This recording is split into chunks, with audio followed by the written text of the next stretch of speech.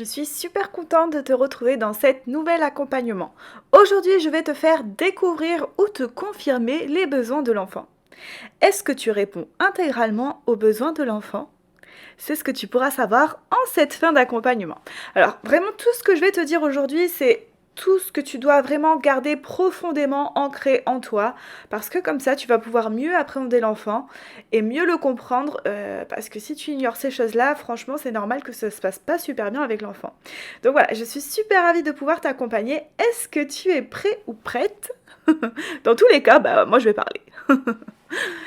Quand je parle des besoins de l'enfant, ceux qui reviennent de façon systématique, tant ils nous paraissent franchement évidents, ce sont tous les besoins physiologiques. Parce qu'ils sont vitaux pour l'enfant, du coup ça nous paraît tout à fait normal, mais il en existe bien plus que ça, et je vais te les exposer aujourd'hui.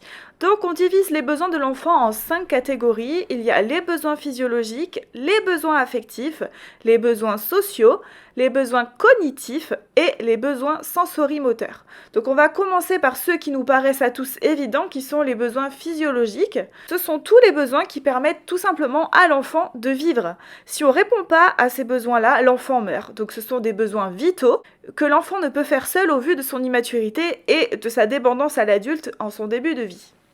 Donc il y a par exemple boire et manger, dormir, être propre, dans le sens, tu sais, changer la couche souillée avec du pipi ou des selles, être habillé ou habiter dans un environnement à bonne température et grandir dans un habitat sain, voilà, que ce soit pas insalubre, etc. Et puis surtout que l'enfant soit en bonne santé et soigné si nécessaire. Ensuite, il y a ce qu'on appelle les besoins affectifs qui sont aussi appelés les besoins de sécurité. Donc ça, c'est un besoin extrêmement important puisqu'il permet à l'enfant de se sentir apaisé et protégé contre tout type de menaces et dangers. Donc ce besoin, il est vraiment très présent chez le tout petit qui a besoin de contact, d'être porté, contenu, parce que ça lui permet de retrouver les sensations qu'il avait à l'intérieur du ventre de sa maman. Et tu verras que cela se poursuit à chaque nouveauté dans la vie de l'enfant, comme un nouveau mode de garde, une nouvelle personne qui rentre dans son environnement, un nouvel environnement, un espace inconnu, etc. Il aura beaucoup besoin de sa figure d'attachement. Il est nécessaire que l'enfant sache qu'il est aimé et qu'il reçoive de l'affection quotidiennement pour se développer correctement. Alors le contact, la proximité ou encore le fait d'être entouré, tout ça, ça permet à l'enfant de vivre dans un sentiment de sécurité affective. Et cette sécurité affective, elle lui donne confiance en lui. Donc il y a beaucoup des comportements inappropriés de l'enfant qui ne sont présents que par le manque de signes affectifs dans la journée. Alors pour te faire une image, tu peux imaginer ce besoin comme un réservoir de carburant, sauf que c'est un réservoir affectif qui se remplit grâce à la figure d'attachement qui serait l'essence si c'était une voiture pour te donner une image. Donc la figure d'attachement, c'est simplement la personne qui s'occupe le plus de l'enfant depuis sa naissance, donc en général c'est la maman. L'enfant a besoin de l'affection de sa figure d'attachement pour libérer ce que l'on appelle de l'ocytocine. Cette ocytocine, c'est quoi? C'est l'hormone du plaisir ou du bien-être. Cette hormone, elle va permettre au cerveau de l'enfant de se développer convenablement. A contrario, quand l'enfant manque d'affection et que ce réservoir n'est pas rempli, l'enfant va avoir ce que l'on appelle du cortisol. Le cortisol dans le cerveau, c'est vraiment une mauvaise hormone qui est en fait l'hormone du stress et qui va empêcher les connexions cérébrales de se faire correctement, créant ce que l'on appelle des caprices, qui sont en réalité l'expression de tout ce stress dans le cerveau de l'enfant. Donc le cerveau, entre guillemets, disjoncte, et c'est la tempête émotionnelle. L'enfant a vraiment besoin de se sentir en sécurité affective pour se développer convenablement. Alors d'autant plus qu'Isabelle Filiosa, qui au passage, si tu ne connais pas, est une très belle référence, je te mettrai un lien vers un de ses livres absolument fabuleux qui s'appelle « Au cœur des émotions de l'enfant », que vraiment tout le monde devrait avoir dans sa bibliothèque tellement il est indispensable à mon sens. Et elle nous explique tout simplement qu'il faut juste 10 minutes avec sa figure d'attachement pour remplir ce réservoir affectif complètement. Donc franchement, il te faut simplement passer 10 minutes avec ton enfant sans distraction, donc c'est-à-dire sans téléphone, sans tâches ménagères, sans toute autre chose qui peuvent t'appeler en même temps que tu t'occupes de ton enfant. Donc c'est vraiment te concentrer sur ton enfant et répondre à ses besoins, à son besoin d'attachement, pour remplir son au réservoir, donc 10 minutes dans une journée entière, je pense qu'on peut tous le passer et ça nous permet d'éviter beaucoup de souffrance à l'enfant et puis à nous aussi, hein, d'éviter des crises à répétition, des pleurs qui nous remplissent à nous aussi en tant qu'individus. Ça devient une atmosphère absolument invivable pour tout le monde et puis voilà, donc n'hésitez pas à faire des bisous, des câlins, jouer avec votre enfant, partager du temps avec lui et ça vous évitera bien des conflits et des soucis. On continue avec les besoins sociaux, on peut aussi les appeler les besoins d'estime. L'enfant a besoin d'estime de l'autre, il lui permet d'évoluer positivement, de se sentir accepté et d'avoir l'assurance d'avoir de la valeur aux yeux de l'autre. Alors pour cela, il a besoin d'appartenir à un groupe, de participer avec les autres, d'être acteur, d'avoir une place dans une communauté, un groupe d'enfants ou dans la fratrie. Et c'est vraiment super important, d'autant plus suivant la place que l'enfant a dans la famille. Cela peut générer de grandes souffrances, donc ça je pense te faire un accompagnement plus ciblé sur cela si ça t'intéresse, parce que c'est vraiment super important de faire attention suivant la place de l'enfant dans la famille.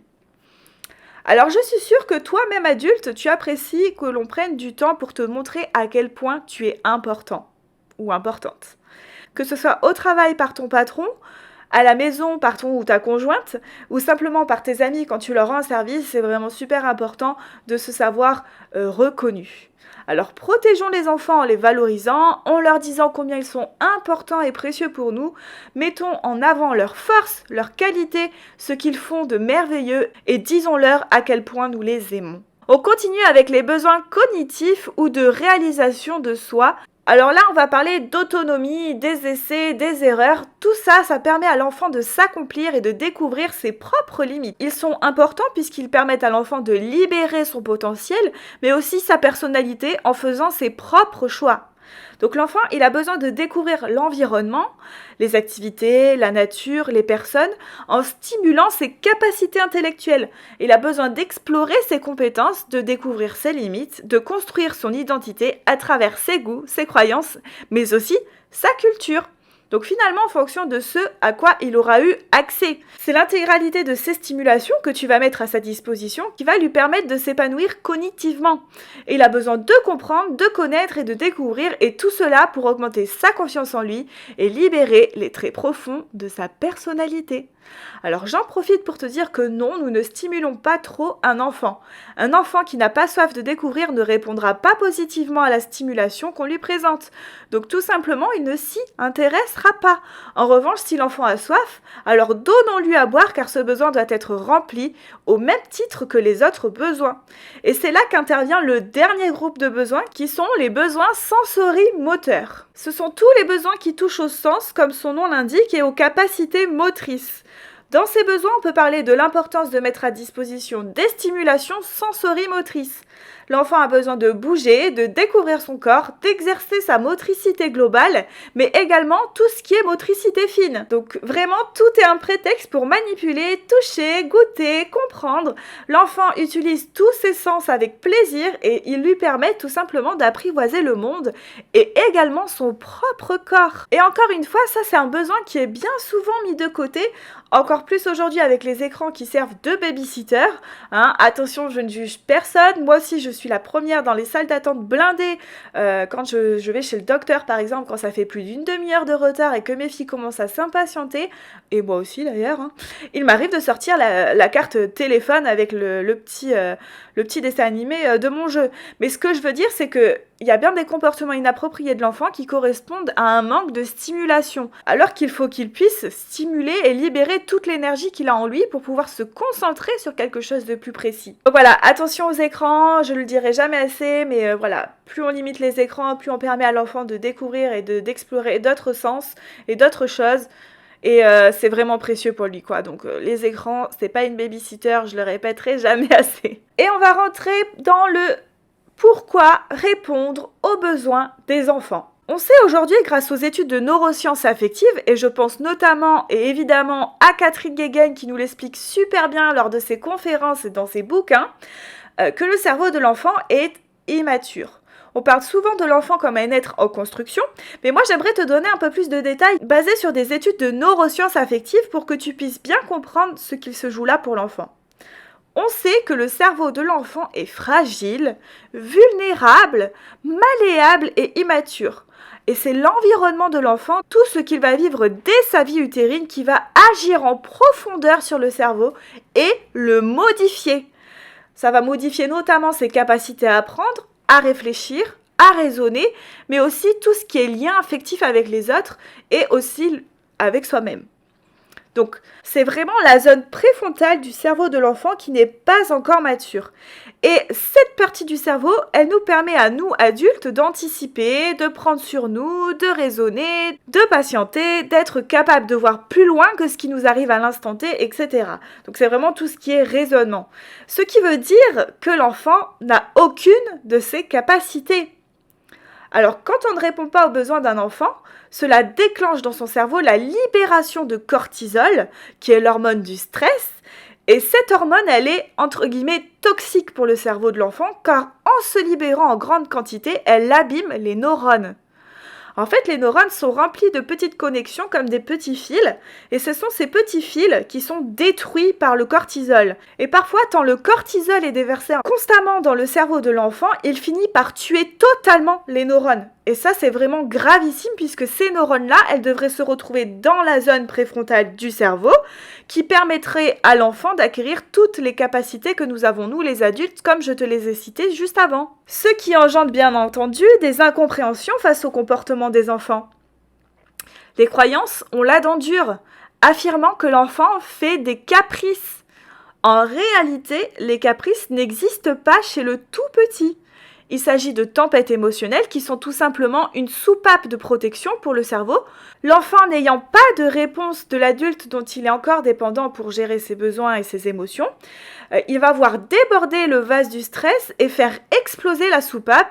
C'est la tempête émotionnelle qui se traduit par un comportement disproportionné, désarticulé et parfois vraiment spectaculaire. Je sais que je casse tous les schémas de ce que l'on pensait connaître sur l'enfant. Et j'entends vraiment que cela peut être dérangeant et que peut-être tu puisses te braquer. Pour autant, je t'avais prévenu que ce serait pas toujours agréable car cela demande de changer profondément son regard sur l'enfant. Effacer et tout recommencer. Alors ça en fait des choses à effacer. Et je suis presque certaine que si tu lis ou tu écoutes ces mots, tu as déjà conscience du cheminement qu'il faut faire. Et tu es déjà prêt ou prête à entamer ce travail sur toi. On est très loin de l'enfant tyran qu'il faut dompter et tout cela, on peut le comprendre que si on décide de changer notre vision sur l'enfant. Le problème, c'est que bien souvent, derrière une crise d'un enfant, il y a un besoin caché, non comblé. Alors l'idée, c'est que nous, en tant qu'adultes, ayant acquis toutes les compétences au niveau cérébral, on puisse accompagner l'enfant en essayant de répondre le plus possible à ses besoins et de voir l'enfant non pas comme un capricieux, mais un enfant en souffrance. Et si je peux me permettre de te donner une image là, quand l'enfant hurle, se roule par terre, te tape, etc., imagine qu'il est blessé, qu'il est en sang et qu'il a besoin que tu le rassures. Car dans son cerveau, il est véritablement dans cet état de souffrance, de peur et de panique. Personnellement, imaginer mon enfant blessé physiquement, ça m'a beaucoup aidé à prendre du recul sur la situation et à être beaucoup plus empathique. J'ai bien conscience que ce n'est pas toujours évident, mais le principal est de toujours faire du mieux que l'on peut. À toi de saisir cette opportunité qui peut te réconcilier avec l'enfant ou de rester sur tes positions si tel est le cas. Peu importe ton choix, je serai toujours là, pas très loin si tu as besoin. Allez, on s'arrête pour cet accompagnement, ça fait déjà pas mal de choses à digérer et on se retrouve très vite dans le prochain que tu auras choisi. Bye!